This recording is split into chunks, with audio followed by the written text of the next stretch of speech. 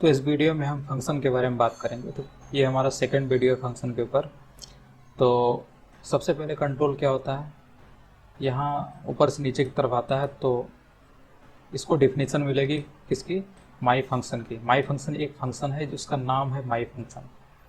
यहाँ पर आप कुछ और अपने तरफ से भी नाम रख सकते हैं, कोई दिक्कत नहीं है, लेकिन यहाँ पर मैंने फंक्शन का नाम रखा है माई फंक्शन, ठीक। और उसके बाद इसमें दो क्या है, दो पैरामीटर हैं जो रिसीव करने के लिए है। मतलब इसके दो कंटेनर हैं, एक हिसाब से दो वेरिएबल या दो कंटेनर हैं जो कि वैल्यू रिसीव करेंगे कहाँ से, उस जगह से जहाँ से इसको कॉल किया जा रहा है। ये आपको कॉलिंग हो रही है यहाँ से, ठीक।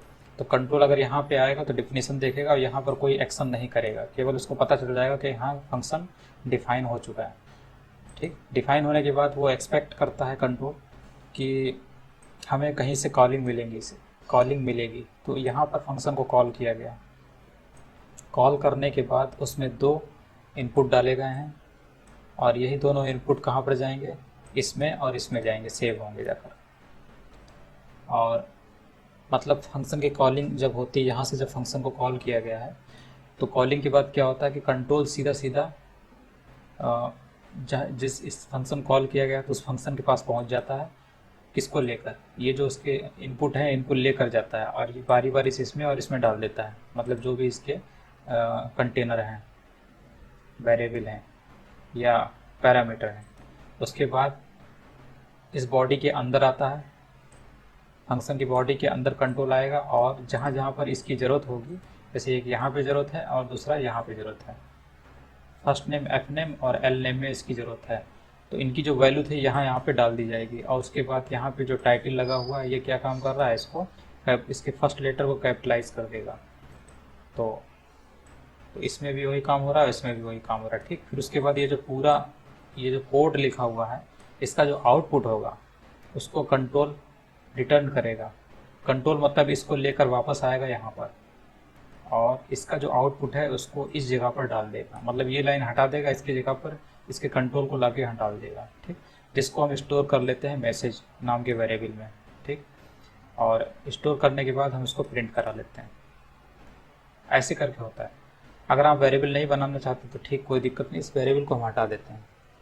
वेरिएबल को हटा देते हैं, डायरेक्ट इस लाइन को हम प्रिंट करा लेते हैं। लेकिन वेरिएबल इसलिए बनाते हैं ताकि हम उसका फ्यूचर में कभी इस्तेमाल कर सकें। ऐसे भी हमारा आउटपुट आ जाएगा, सेम आउटपुट आएगा, कोई दिक्कत नहीं आएगी इसमें। क्योंकि यहाँ से जो रिटर्न किया गया है, रिटर्न कीवर्ड लिखा है, रिटर्न का मतलब होता है ये रिटर्न, यहाँ से रिटर्न, ये जो इसका आउटपुट है रिटर्न होके कहाँ पे आ जाएगा, इस जगह पर आ जाएगा, जिसको हम प्रिंट फंक्शन से आउटपुट करा लेंगे, यहाँ पर डिस्प्ले करा लेंगे। तो इस तरीके से रिटर्न कीवर्ड का भी इस्तेमाल होता है और बिना रिटर्न के भी होता है। मतलब अगर हम कुछ रिटर्न नहीं कराना चाहते हैं, यहाँ से कॉल किए डायरेक्ट जो है वहाँ पर यहीं पर जो इस फंक्शन नाम की मशीन को कोई काम करना है तो यहीं पर जाके कर ले, जैसा कि फर्स्ट वीडियो में मैंने बताया था। और इसके बाद अब ये जो फंक्शन है, कुछ लोग सोचते होंगे कि इसका आखिर हम इस्तेमाल क्यों करते हैं। तो इस्तेमाल करने का मेन कारण यह है, जैसे कि एक मशीन होती है, उस मशीन को आप कई बार इस्तेमाल करते हैं अपने लाइफ में। कोई भी मशीन हो गई तो उसको आप कई बार इस्तेमाल करते हैं। तो कई बार का मतलब उसको कई यूज़र इस्तेमाल करते हैं, ठीक है। तो एक यूज़र ने तो कॉल किया, ये कॉल किया, ठीक है। दूसरा यूज़र हमारा ये कॉल कर रहा है, मतलब बार बार कॉल कर रहा है, फिर किसी ने फिर से इसको कॉल किया, ऐसे करके। तो सब अपना अपना काम करने पे लगे हुए हैं। और ये काम किस टाइप का कर रहा है, आपके नाम को ले रहा है और उसको टाइटल कर दे रहा है और उसको ऐड कर दे रहा है, ठीक। जैसे कि सॉफ्टवेयर में पूछा जाता है your first name your last name, ठीक। उसके बाद वो लिख के आता है your full name is this, ऐसे करके आता है। तो इसको रन करा के देखते हैं। उसी टाइप में हम ये यहाँ पर माई फंक्शन जो है काम कर रहा है। तो ये आ गई योर फुल नेम इज़, पहले वाले से इस वाले से क्या आउटपुट आया, ये ऊपर वाले योर फुल नेम इज़ ऐसे इतना। उसके बाद सेकेंड किसी ने कॉल किया, ठीक, उसमें ये वाले इनपुट दिए, इनपुट यानी आर्गूमेंट दिए, यानी वैल्यू दिया। तो ये वैल्यू कहाँ पे जाएगी, इस फंक्शन को कॉल किया जाता है तो ये फंक्शन का कंट्रोल जंप कर जाता है यहाँ पर वापस, ठीक। और अपने जो इनपुट है उनको लेकर जाता है बारी बारी से इसमें और इसमें डाल देता है। ये दोनों इनपुट, ये फर्स्ट वाला जो है इसमें डाल देगा और सेकेंड वाला इसमें डाल देगा। उसके बाद अंदर फंक्शन के अंदर एंट्री करता है उसकी बॉडी में। फंक्शन की बॉडी क्या है, इतनी है, ठीक। यहाँ पे जो कोड लिखा होता है, जहाँ जहाँ ज़रूरत होती है जिस भी वैल्यू की, वहाँ पर वो इस्तेमाल हो जाता है। उसके बाद हमने यहाँ पे प्रिंट करा लिया ये न्यू लाइन जो होता है, ये बीच में जो लाइन है इसको बनाने के लिए किया गया, ताकि ये ज़्यादा इसकी डेंसिटी ज़्यादा ना रहे, तो थोड़ा सा ठीक से दिखाई दे, अक्षर क्लियर दिखाई दे। और उसी तरीके से तीसरा वाला कॉल करता है, ये तीसरा यूजर कॉल करता है। तो ऐसे करके बार बार फंक्शन कॉलिंग करके अपना नाम डिस्प्ले करा सकते हैं। तो ये फंक्शन क्या काम कर रहा है, आपके नाम को दोनों फर्स्ट लास्ट नेम को ऐड कर रहा है, उसको कैपिटलाइज भी कर दे रहा है। तो ये काम इस फंक्शन के द्वारा हम बार बार कर पा रहे हैं। अगर ये हम नहीं लिखते तो क्या होता, अगर इसको करना होता तो ये भी ऐसे करके नाम लिखता, रिसीव करता, तो हर एक कोडिंग में बार बार ये लाइनें लिखनी पड़ती। इन कॉलिंग में यही फ़ायदा होता है कि हम एक बार कोड को लिख देते हैं और बार बार उसको हम रन करा सकते हैं, और जो भी उससे काम हुआ वो हम काम करा सकते हैं उससे।